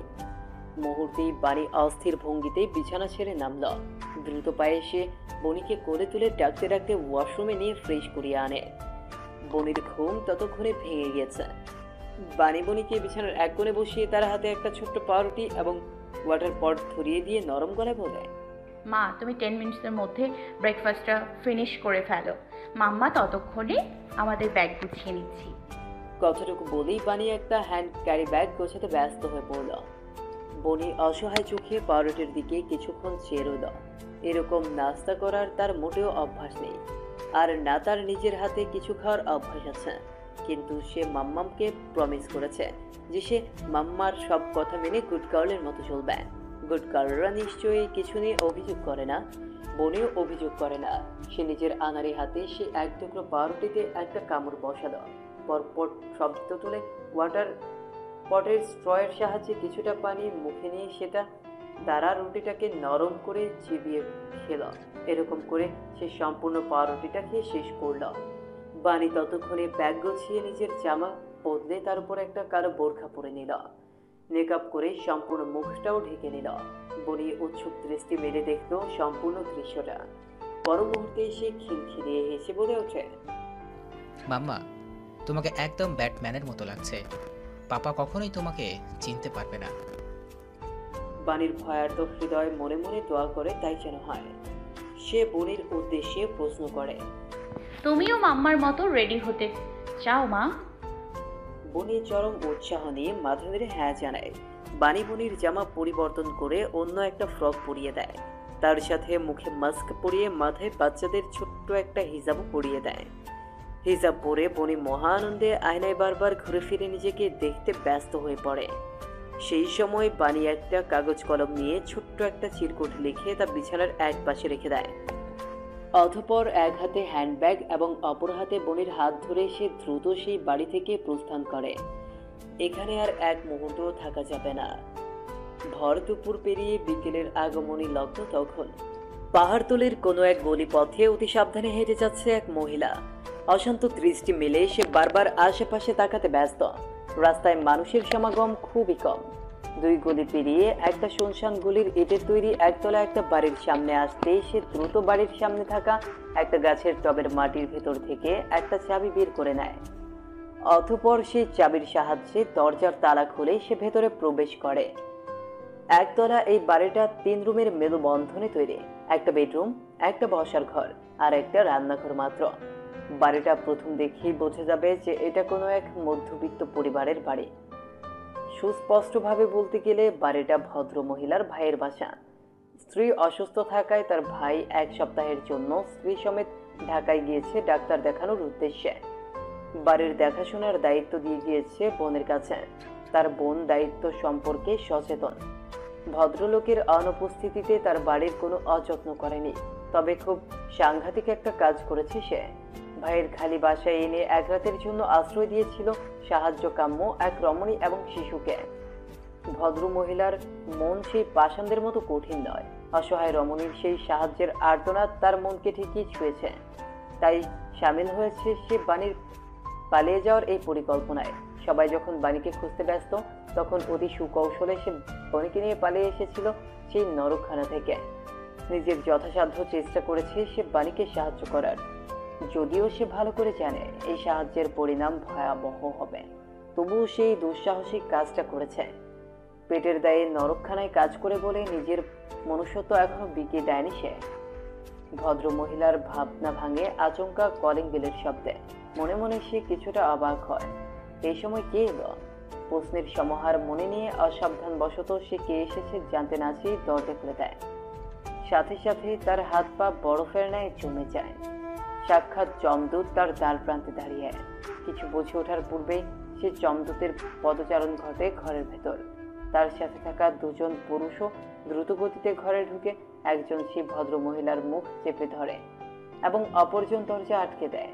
নীল শার্ট এবং কালো প্যান্ট পরিহিত পুরুষটি স্বাভাবিক ভঙ্গিতে হেঁটে চারদিক দেখতে থাকে। আচমকা তার পাজুরা থেমে যায় বেডরুমের দরজার সামনে এসে। খোলা দরজার বাহির হতে ভেতরটা স্পষ্ট দেখা যাচ্ছে। দাম্ভিক পুরুষ এগিয়ে যায় সেই রুমের ভেতর থাকা বেডের দিকে। হিরণ শীতল হাত জোড়ার মুঠোয় বোনের ছোট ফ্রকটা তুলে নেয়। পরম আবেশে সেই ফ্রকটায় চুমু খেয়ে সে বাণীর সাদা ওড়নাটা ফের তুলে নেয়। ওড়নাটা নাকের কাছে এনে সে চোখ বুঝে ফেলে। তার নাসারন্ধ্র ছিঁড়ে অন্তরে যেন প্রবেশ করে খুব পরিচিত কোনো ঘ্রাণ, যে ঘ্রাণকে গত 20 ঘন্টা ধরে তাড়া করে যাচ্ছে সে, কিন্তু খুঁজে পাওয়ার আগেই হারিয়ে ফেলছে। হিরণের চোখ গিয়ে ঠেকে বিছানার এক কোণে থাকা চিরকুটটার দিকে। সে হাতের ফ্রক এবং ওড়নাটা রেখে সেই চিরকুটটা এবার তুলে নেয়। সাদা কাগজে কালো কালির সাহায্যে কিছুটা খারাপ বাংলা হাতের লেখাটুকু সে পড়ে নেয়। বন্দি খাঁচা থেকে একজোড়া পাখিকে মুক্ত হতে সাহায্য করে আপনি আমাকে জন্মের ঋণী বানিয়ে দিয়েছেন আফিফ আপা। এই ঋণ আমি কখনো শোধ করতে পারবো না। আজীবন কৃতজ্ঞ থাকবো আমি। হিরণ ফোঁস করে একটা নিঃশ্বাস ফেলে। বাণী যেন দিন দিন বোকামির মাত্রা ছাড়িয়ে যাচ্ছে। এ কেমন অদ্ভুত বোকামি! হিরণ অস্ফুটে বলে ওঠে, দুর্বল ডানার পাখি নিজের সীমানা অতিক্রম করে উড়ে বেশি দূর যেতে পারে না। তোমাকে নিজের ঠিকানায় ফিরতে হবে। কথাটুকু বলেই হিরণ রুম থেকে বেরিয়ে বাসার বাইরে যাওয়ার জন্য অগ্রসর হয়। তখনই পেছন থেকে একজন বলে ওঠে, এই মহিলার কি করব স্যার? হিরণ এক মুহূর্তের জন্য দাঁড়িয়ে শান্ত গলায় বলে, কেউ ক্ষমা পাবে না। পরন্ত বিকেল তখন। জানলার কার্নিশে মাথা ঢেকে ব্যস্ত স্টেশনের পানে চেয়ে রয়েছে বাণী। উপরে তাকে দেখে শান্ত মনে হলেও ভেতরে ভেতরে সে প্রচুর ভীত। পাহাড়তলি হতে সে চট্টগ্রাম রেলওয়ে স্টেশনে এসে পৌঁছেছে সে প্রায় ঘন্টা 3 আগে। টিকিট কেটে প্রায় 3 ঘন্টা তার বসে থাকতে হয়েছে। এই 3 ঘন্টার ভেতর সে নিজের হাতে হীরের আংটি এবং গলার সোনার চেইন বিক্রি করে বেশ ভালো পরিমাণের টাকা ব্যবস্থা করতে সক্ষম হয়েছে। নতুন শহরে গিয়ে নতুন জীবন শুরু করতে হলে এই টাকাটুকুর খুব প্রয়োজন পড়বে তার। চট্টগ্রাম আন্তনগর ট্রেন ছাড়তে আর বেশিক্ষণ বাকি নেই। বাণী বাহির থেকে দৃষ্টি সরিয়ে করে বসে থাকা মেয়ের দিকে তাকায়। বনি জানলা ভেদ করে স্টেশনের এক খেলনার দোকানের দিকে তাকিয়ে আছে। এই দৃশ্যটুকু দেখে বাণীর খুব মন খারাপ হয়। পালিয়ে আসার সময় সাথে করে বনির কোনো খেলনা নিয়ে আসা হয়নি। বাচ্চা মেয়েটা অলরেডি বাণীর কারণে যথেষ্ট কম্প্রোমাইজ করছে। মা হিসেবে মেয়ের এইটুকু অব্যক্ত শখ কি বাণী পূরণ করতে পারবে না? বনির জায়গায় অন্য কোনো বাচ্চা হলে হয়তো এতক্ষণে কেঁদে সব মাথায় তুলে ফেলত। ভাবনার জগৎ থেকে বেরিয়ে এসে বাণী বনিকে কোলে নিয়ে উঠে দাঁড়ায়। অতি সাবধানে ব্যাগটাও সাথে নেয়। যেই দিনকাল চোখের সামনে থেকে এখন ব্যাগ চুরি হয়ে যায়, সেখানে একা ট্রেনে ব্যাগ রেখে যাওয়ার প্রশ্নই ওঠে না। ট্রেন ছেড়ে নেমে 15-20 কদম হেঁটে খেলনার দোকানের সামনে এসে দাঁড়ায় বাণী। কোমল সুরে মেয়েকে প্রশ্ন করে, কোনটা নিতে চাও মা? মায়ের এই সামান্য আশকারা পেয়ে বনি উৎফুল্ল অনুভব করে। সে দাঁত বের করে হেসে বলে ওঠে, আমি পাপার মতো ব্ল্যাক শুটার চাই। বাণী মুখের হাসি মিলিয়ে যায়। শুটার দ্বারা যে তার মেয়ে গান চেয়েছে তা বুঝতে বাকি নেই তার। মেয়েটার কি নিজের বাবার ওই মরণাস্ত্র এতই পছন্দের? এই ভাবনা মনে উকি দিতেই ভয় হয় বাণীর। তবুও মেয়ের এই সামান্য ইচ্ছেটা অপূর্ণ রাখে না সে। একটা কালো খেলনার রিভলভার কিনে দেয়।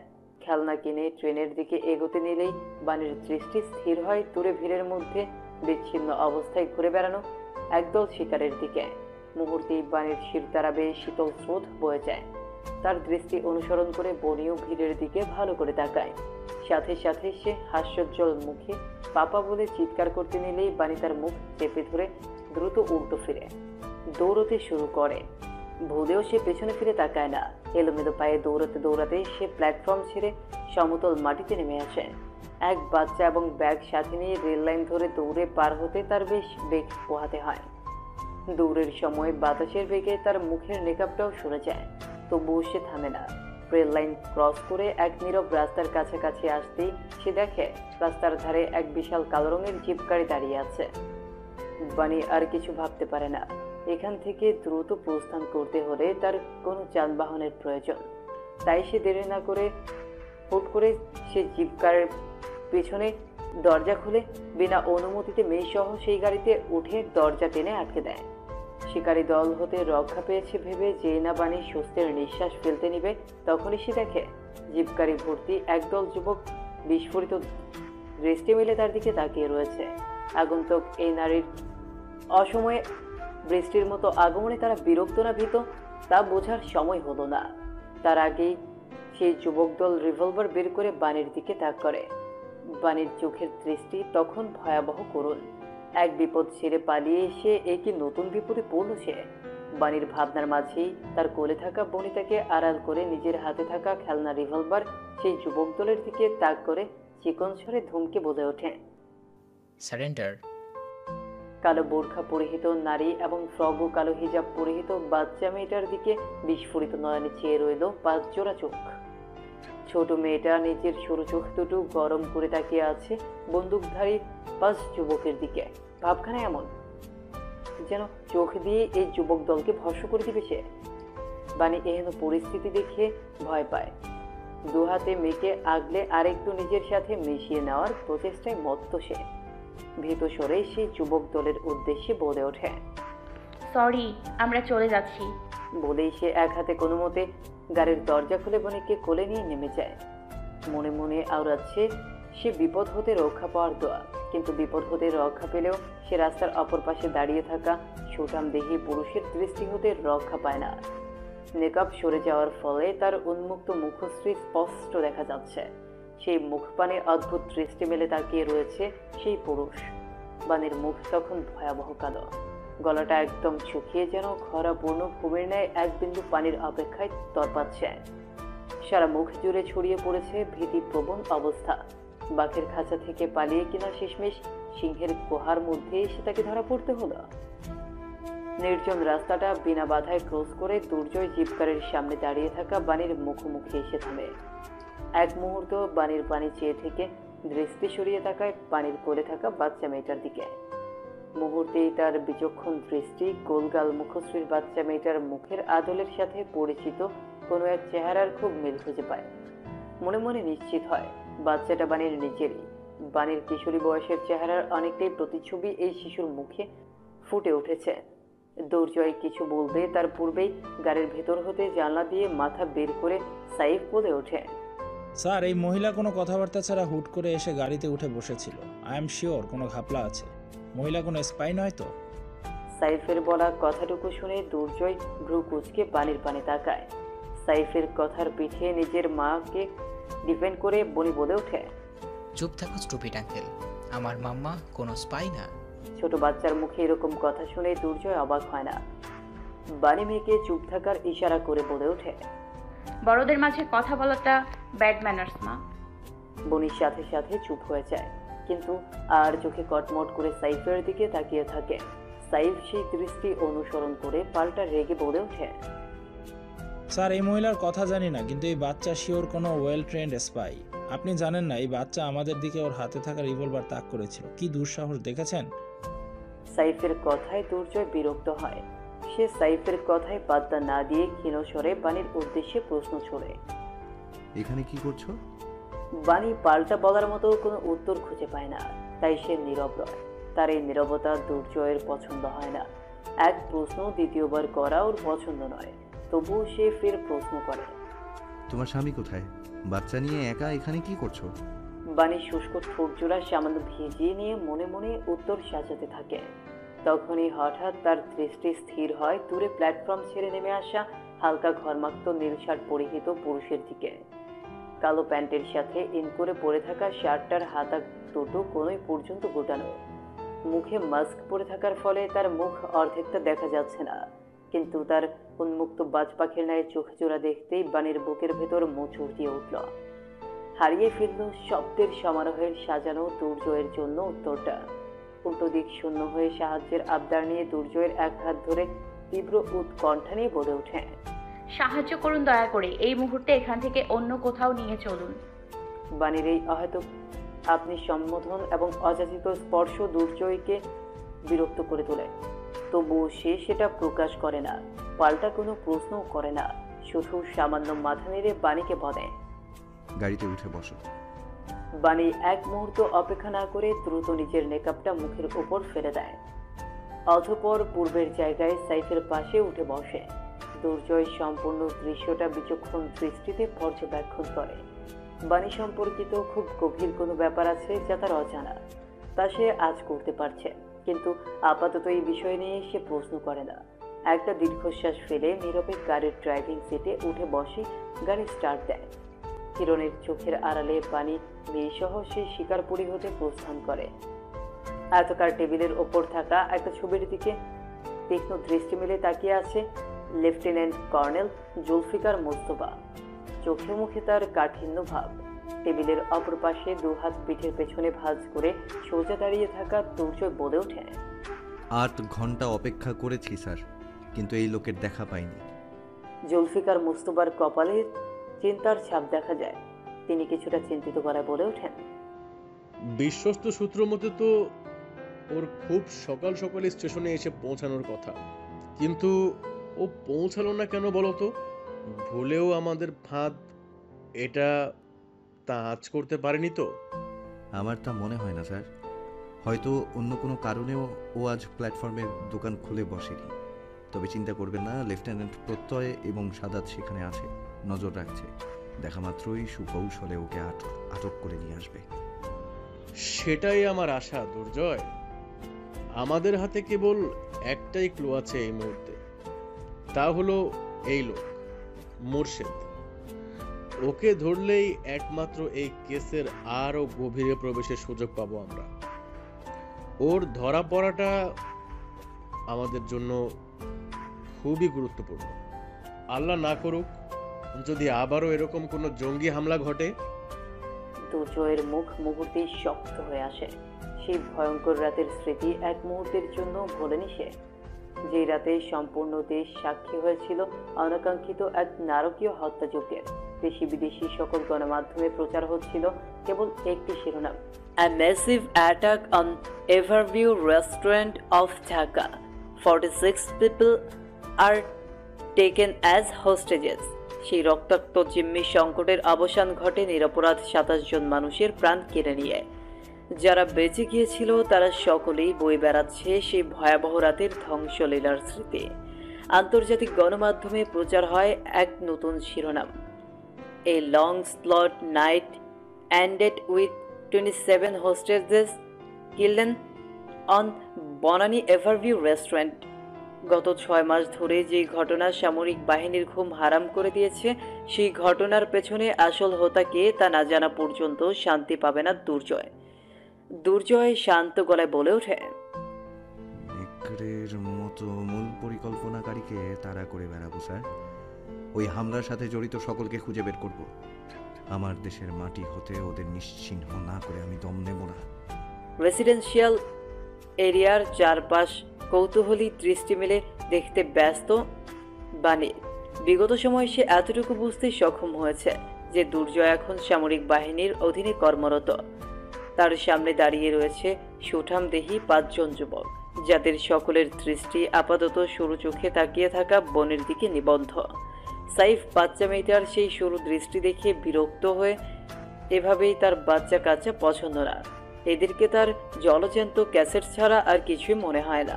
তবুও পুরো রাস্তা সে এই বিরক্তিকর বাচ্চাটাকে নিজের পাশে সহ্য করেছে। তার ঠিক পাশেই দাঁড়িয়ে থাকা রাফি অনেক কিছু ভাবতে ব্যস্ত। এই মহিলার সাথে তাদের মেজরের কি সম্পর্ক? বাই এনি চান্স এই মহিলা মেজরের এক্স নয় তো, যার বাচ্চার বাবা হতে গিয়ে শেষ পর্যন্ত মেজর মামা হয়ে গেল? নিজের এই অদ্ভুত ভাবনার প্রতি বেশ বিরক্ত হয় রফে। এটা কিভাবে সম্ভব? এরকম কিছু হলে মেজর নিশ্চয়ই এই মহিলার সাহায্য করতো না। তাদের আপন মনের ভাবনার ভিড়ে ইতি ঘটে ইউনিফর্ম পরিহিত দুর্জয়ের আগমনে। দুর্জয়কে এগিয়ে আসতে দেখি বাণীর সাথে সাথে নিজের দৃষ্টি নত করে ফেলে। দুর্জয়ের সামনে এসে কোনো ভনিতা না করে স্পষ্ট গলায় বলে, I need to talk to you, বানি। সকলের সামনে দুর্জয়ের এহেন নিঃসংকোচ কথাটা কি আবদার ছিল না আদেশ? তাবানির বোধগম্য হতো না। সে নীরবে মাথা নেড়ে এগোতে নিলেই দুর্জয় বলে ওঠে, একা কথা বলতে চাচ্ছি। কোনো সমস্যা না থাকলে বনিকে ওদের কাছে রাখতে পারো। I am sure they will have a good time together. দুর্জয়ের কথা শুনে বাণী এক পলক মেয়ের দিকে তাকায় অনুমতির আশায়। বনি অনেকটা ভাবলিশহীন ভঙ্গিতে বলে ওঠে, ডোন্ট ওয়ারি মামা, I can take care of myself. বনির কথা শুনে সাইফ সহ বাকি 4 জন লেফটেন্যান্ট বিষম খায়। জোনায়েদ সামান্য হেসে বলে, পাকনি খুব। জোনায়েদের এই সম্বোধন বনির পছন্দ হয় না। পাকনি আবার কেমন ডাক? কই তার মাম্মা পাত্র তাকে কখনো এইসব অদ্ভুত নামে ডাকে না। দুর্জয় বনির মাথায় আলতো হাত বুলিয়ে দিয়ে বাণীর সাথে হেঁটে অন্যদিকে চলে যায়। সাথে সাথে সাইফ হাঁটু গেড়ে বনির সামনে বসে বলে, এই যে কিরো, বড়দের দিকে চোখ রাঙানো খুব খারাপ কাজ। আর আমাকে স্টুপিড বলেছো কোন সাহসে? আমাকে দেখে তোমার স্টুপিড মনে হয়? বনি ঠোঁট উল্টে কিছুক্ষণ সাইফের দিকে তাকিয়ে থেকে জবাব দেয়, আই ওয়াজ রং। তুমি দেখতে মার্ভেল সিনেমার একটা ক্যারেক্টারের মতো। মার্ভেল সিনেমার নাম শুনে সাইফের বিরক্তিকর মুখে সামান্য হাসি ফুটে ওঠে। বাচ্চাটাকে সে যতটা বিরক্তিকর ভেবেছিল ততটা বিরক্তিকর নয়। কার্টুন ফ্যান হওয়ার বয়সে মেয়েটা মার্ভেল সিনেমার ফ্যান। বাচ্চাটার চয়েস ভালো বলতে হবে। সাইফ প্রচুর আগ্রহ নিয়ে প্রশ্ন করে, কোন ক্যারেক্টারের মতো দেখতে আমি? বনি ছোট ছোট দাঁতগুলো বের করে হেসে জবাব দেয়, the amazing sniper man to এর ক্যারেক্টার, হ্যারি অবসনের মতো। সাথে সাথে সাইফের মুখটা চুপসে যাওয়া বেলুনের মতো হয়ে যায়। পেছন থেকে ভেসে আসে রাফি, জুনায়েদ, ফারদিন ও রিদওয়ানের হাসির শব্দ। সাইফ বিরস মুখে অন্যদিকে ফিরে বলে ওঠে, শালা তোর বাপ হ্যারি অসবর্ন। সাইফের বিরস মুখে বলা কথাটা বনির কর্ণগোচর হয় না। সে সাথে সাথে চলে ওঠে সাইফের পেশিবহুল হাতে নিজের ছোট ছোট হাত দ্বারা খামচি বসায়। সাইফ মৃদু চিৎকার করে নিজের হাত ছড়িয়ে নিতেই বনিতাকে ভেঞ্চি কেটে বলে ওঠে, আমার পাপা কোনো ভিলেন না, he is a hero. Fardin সাইফকে সচেতন করে ফিসফিসিয়ে বলে ওঠে, মেয়েরা বাপের বিষয়ে খুব সেনসিটিভ হয়, স্টে সেফ। গোধূলি লগ্নে সবুজ ঘাসের বুকে একটা বিশাল গাছের নিচে এসে দাঁড়ায় বনি আর দুর্জয়। এখান থেকে অবশ্য দূরের 5 জন সামরিক সদস্যের সাথে দাঁড়িয়ে থাকা বনিকে স্পষ্ট দেখা যাচ্ছে। বনি সেদিকে তাকিয়ে রয় এক দৃষ্টিতে। দুর্জয় নীরবতা ভেঙে প্রশ্ন করে, তোমার ফ্যামিলি কোথায়? বাণী দৃষ্টি ফেরায় না। সে অন্য পানে চেয়ে থেকেই শান্ত গলায় পাল্টা প্রশ্ন করে। ফ্যামিলি দ্বারা কাকে বোঝাতে চাইছেন? বনির বাবা চট্টগ্রামে আছে। দুপুরে সেই ইনসিডেন্টটা এক্সপ্লেইন করো। আচ্ছা, আমি আর বন্ধু ঢাকায় ফিরছিলাম। বন্ধুর ট্রেনে ট্রাভেল করার খুব ইচ্ছা ছিল। ওর পাপা কিছু জরুরি কাজ থাকায় আমাদের ট্রেনে তুলে দিয়ে চলে যায়। তখনই সেদিনকার সেই ছিনতাইকারীদের আমি ট্রেনে দেখতে পাই।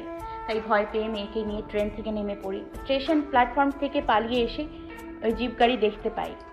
কিছু না ভেবে উঠে পড়ি। বাণীর সাজিয়ে বলা অতি সুন্দর মিথ্যেটা দুর্জয় মনোযোগ সহকারে শোনে। এরকম অবিশ্বাস্যকর একটা বর্ণনায় সে বিন্দুমাত্র সত্যতার ছোঁয়া খুঁজে পায় না। তবুও সে পাল্টার কোনো প্রশ্ন করে না। এর থেকে বেশি আগ্রহ দেখানোটা সমীচীন হবে না। আর নিজের সীমা লঙ্ঘন করা দুর্জয়ের স্বভাব বহির্ভূত কাজ। বাণী সামান্য গলা ছেড়ে বলে ওঠে, সেই মুহূর্তে আমাদের ওই বিপদ থেকে উদ্ধার করার জন্য ধন্যবাদ। আমরা নিজেরাই চলে যেতে পারবো এখন। আমি একজন নিরাপত্তা কর্মীকে বলে দিব, যেখানে যেতে চাও পৌঁছে দিয়ে আসবে। বাণী আর কোনো কথা বলে না এই বিষয়ে। সে উল্টো ফিরে বনের দিকে ধীর পায়ে এগিয়ে যেতে শুরু করে। দুর্জয় তার যাওয়ার পানে কিছুক্ষণ তাকিয়ে রয়। তার চোখের সামনে ভেসে ওঠে অতীতের অপ্রয়োজনীয় এক দৃশ্য। অতি মনোযোগী ফার্স্ট বেঞ্চার দুর্জয় ক্লাসে বসে স্যারের লেকচার নোট করতে ব্যস্ত। আচমকা বেখেয়াল বশত তার দৃষ্টি গিয়ে থাকে তার ঠিক পাশের সারিতেই ফার্স্ট বেঞ্চের বসে টেবিলে মাথা এলিয়ে রাখা মেয়েটার দিকে। ক্লাসের সব থেকে অমনোযোগী ব্যাক বেঞ্চার স্টুডেন্টটা যে গত 2-1 মাস ধরে সামনের সিটে সবার আগে এসে জায়গা দখল করে বসছে তা দুর্জয়ের দৃষ্টি এড়ায়নি। তা নিয়ে অবশ্য তার কোনো সমস্যাও নেই। তার সমস্যা হলো এই চরম অমনোযোগী মেয়েটা সারাক্ষণ তার দিকে একধানে তাকিয়ে থাকে। বিষয়টা দুর্জয়ের জন্য বেশ অস্বস্তিকর বটে। তবুও সে যে এই ব্যাপারে কথা বলতে চায় না। তার একটাই কারণ, যেন মেয়েটা কোনো সুযোগ না পায়। দুর্জয়ের অস্বস্তি আরো বাড়িয়ে দিতেই হয়তো মেয়েটা আচমকা টেবিল হতে মাথা তুলে সবার অগোচরে একটা ফ্লাইং কিস ছুঁড়ে মারে। বাণীর এহেন কাণ্ডে দুর্জয় বিষম খায়। পর মুহূর্তেই বাণীর 32 পাটি দাঁত বের করা হাসি দেখে তার বিষম রাগে পরিণত হয়। তার মন চাইছে এই মুহূর্তে গিয়ে এই মেয়ের নামে এফটিজিং এর মামলা ঠুকতে। কিন্তু আফসোস, এহেন অভিযোগ শুনলে পুলিশ সমাজ তার উপর হাসবে। অতীতের পৃষ্ঠা উল্টে বর্তমানে ফিরে আসে দুর্জয়। সেই চরম অসভ্য আর বেহায়া মেয়েটাই কিনা এখন সারাক্ষণ নিজের চোখ নত করে চলে। কারো স্ত্রী এবং এক সন্তানের মা হওয়ার ফলেই কি বাণীর মধ্যে এহেন পরিবর্তন এসেছে? কে জানে। রাত্রি তখন 7টা। বাণী বনিকে কোলে নিয়ে একটা ক্যাব বুকিং দোকানের সামনে দাঁড়িয়ে ভাড়া ঠিক করছে। দুর্জয়ের পাঠানো সেই নিরাপত্তা কর্মী তাকে তার কথা মতো তাকে একটা বাড়ির সামনে এনে ড্রপ করে দিয়েছে। সেখান থেকেই বাণী খুব সতর্কতার সহিত সোজা এখানে এসে পৌঁছায়। সে চাইলেই সে নিরাপত্তা কর্মীকে বলে সোজা এখানে এসে নামতে পারত, কিন্তু সে দুর্জয়কে নিজের ব্যক্তিগত ব্যাপারে মোটেও জড়াতে চাইছে না। তার ব্যক্তিগত ব্যাপারে জড়ানো মানেই দুর্জয়ের বিপদ। সে সামান্য বিপদের রিস্কটুকু নিতেও রাজি না পারেই। ভাড়া ঠিক করেই বাণী নির্ধারিত ক্যাবের দিকে এগিয়ে যেতে নিলেই ল্যাম্পপোস্টের আলোয় রাস্তায় একটা পুরুষের অবয়ব দেখতে পায়। বাণীর পা জোড়া আপনা আপনি থমকে যায়। নিজের নত দৃষ্টিটা ধীরে ধীরে উঁচু করে সে সেই পুরুষের মুখ পানে যায়। মুহূর্তেই তার এক হাতের মুষ্টিতে আবদ্ধ ব্যাগটা কিছুটা শব্দ তুলে রাস্তায় পড়ে যায়। নিকাবের আড়ালে থাকা তার মুখটা ভয়ে একটুখানি হয়ে যায়। সম্পূর্ণ চিত্ত অসার অনুভূত হয়। বাণীর অসার শরীরে হাতের বাঁধন আলগা হয়ে আসতে নিলেই বনি তার কাঁধে গুজে রাখা মুখ তুলে সামনে ফিরে তাকায়। সাথে সাথেই সে প্রফুল্ল গলায় চিৎকার করে ওঠে, পাপা। মেয়ে 2 হাত বাড়িয়ে দিতেই হিরণ নিঃশব্দে মেয়েকে নিজের কোলে নিয়ে বুকের সাথে জড়িয়ে নিল। বাণীর এক হাতের কবজি ধরে অতি থমথমে সরে বলল, গেম ওভার, এখন চলো। বাণীর সম্পূর্ণ চিত্ত প্রবল ভয়ে শীতল হয়ে আসে। নেকাবের ভেতর একটুখানি নিঃশ্বাসের জন্য সে হাঁসফাঁস করছে প্রবল। ঘোলাটি চোখ জোড়ার সামনে সব আচানক ঝাপসা হয়ে আছে। নিস্তেজ শরীরটা চেতনা শূন্য হতেই তার সামনের দিকে ভিড়ে